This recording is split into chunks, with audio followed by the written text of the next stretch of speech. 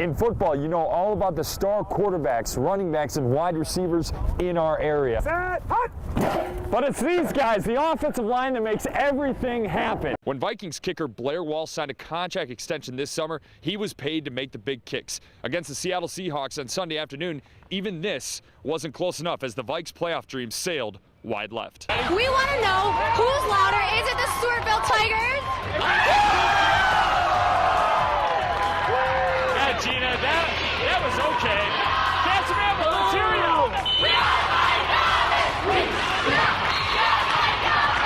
We'll be right back.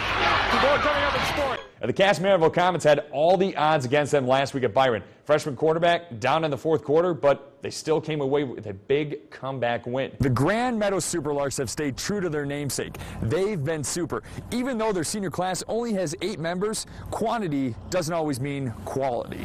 Betsy, like you said, it's been a rough season for Minnesota. They own the second worst record in the major leagues. Today, they let go of their longtime general manager, Terry Ryan. Minnesota fired Ryan today. Owner and CEO Jim Pohlad announced the decision. Pohlad said the decision to part ways with Terry was very difficult, painful, and not obvious. Historically, not many people had more success for Team USA than Arnold Palmer. His impact, though, went beyond his success in the Ryder Cup.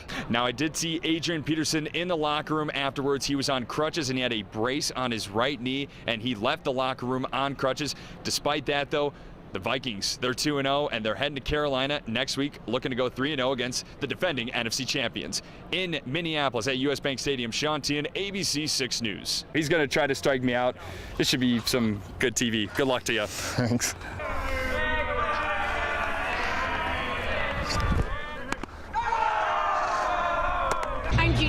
And I'm Sean Tehan. We have a huge NFC North matchup, a huge rivalry between the Green Bay Packers and the Minnesota Vikings. One team will leave here undefeated after tonight. In the words of Katy Perry, you're going to hear me roar. Battle of the Tigers tonight in Stewartville. Stewartville up 22-0 at this point. Andrew Quan dumps it left to Carter Sveen.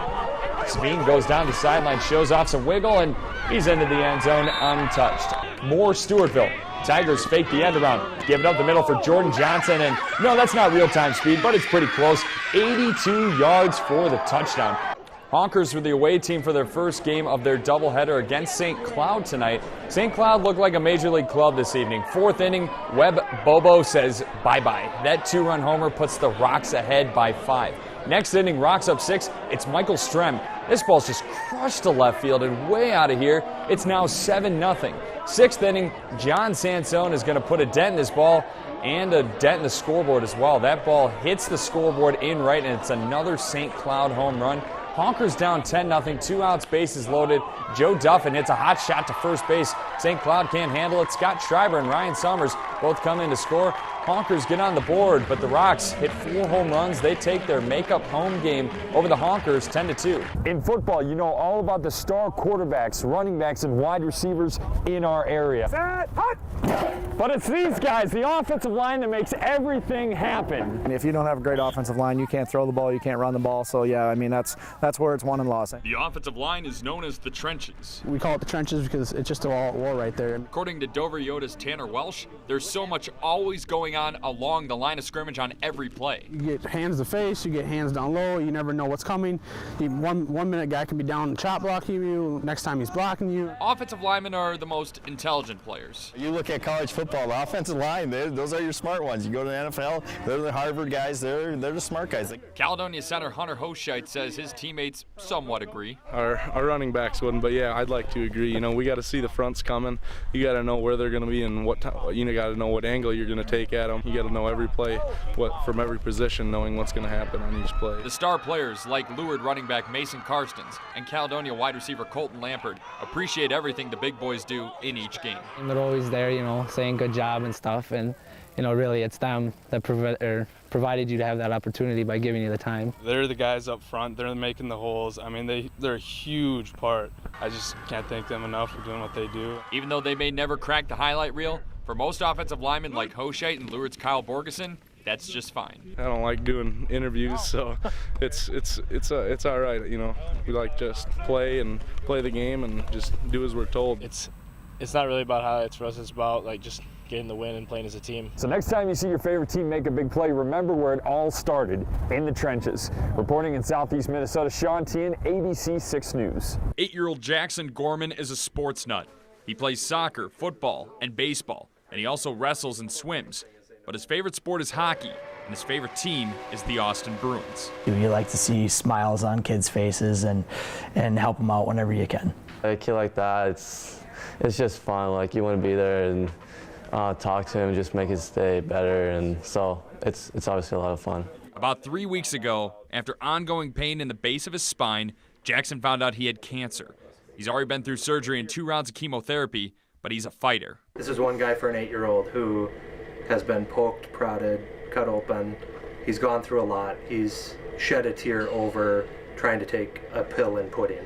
That's the only thing he's cried about. The Gormans are regulars at Bruins games. The team heard about Jackson's condition, so they made a special trip to St. Mary's Hospital in Rochester Thursday to help cheer him up. What do you think about the Austin Bruins coming? I don't know. Were you surprised? Yeah. How happy did it make you feel? Pretty happy. He got balloons, his own jersey, and he got to meet his favorite player, Marcus Karlstrom. He's fighting through a tough time, and I think we all do that some time of our lives, and it makes you appreciate what you have, and that we can do what we do, and it's great. To have them, travel almost an hour out of their busy schedule to come up here and see somebody who really looks up to a lot of these guys, I think means a lot, not just for him, but I think down the road it'll mean a lot for the guys that came here. Jackson has trouble walking, but he still serves as an inspiration to his family. You're a warrior. This is He's our Superman. And now, an inspiration to the Austin Bruins. 1, 2, 3. Reporting in Rochester, Sean Tehan, ABC 6 News. Kelly is quite a unique individual. Kelly Nordquist was a natural in the outfield for the Zumbrota-Mazeppa Cougars softball team before moving to shortstop for her senior season. She went through a lot, and she's improved so much. She never played shortstop until this year, and she really helps our team out a lot. She always has that positive attitude out on the field, and whenever we're down, she just keeps us going and always telling us to keep pushing. Health-wise, Kelly had to push herself quite a bit almost 2 years ago. At the end of my sophomore year, I got really sick with something called Guillain-Barré, and it's an autoimmune disorder that affects your nervous systems. I started getting paralyzed in all my limbs. I couldn't smile, I couldn't eat food, I couldn't raise my eyebrows, and then it kind of affected my ability to move, so I needed a wheelchair to move around. It was really painful and just a tough experience. Guillain-Barré syndrome is very uncommon for children and teenagers. It's like 1 in every 100,000 people get it. When Kelly first got diagnosed, it hit hard for us because she was such a great friend to all of us. Kelly never wants to come off as weak or helpless, so she never thought, why me? I just accepted it, and I just worked really hard to get back to where I was before, and I'm there. I'm all the way back. Kelly says despite the disorder, giving up softball wouldn't be an option. I knew I would play softball again. I was like, I'm gonna get over this. I'll get better. It might take some time, but I will be playing again. On Friday, Nordquist and the Cougars won their first state championship for any sport in Zumbrota-Mazeppa history. Her teammates and coaches couldn't have been happier for their happy-go-lucky shortstop. She's been through so much, more than any of us have, and for her to come in and do what she does at a high level, it's amazing. She's awesome. Knowing she was in that wheelchair, and would she be able to play again? Would she be able to smile again? What kind of personality was she going to come out of it with? Couldn't be happier for her. Kelly Nordquist. Appreciation through adversity. That's Kelly's story. It really makes you realize the importance of all the small things. Well, that's going to do it for sports. Jim and Megan will be right back with weather and news. I'm going to do some swimming. We'll see you after the break.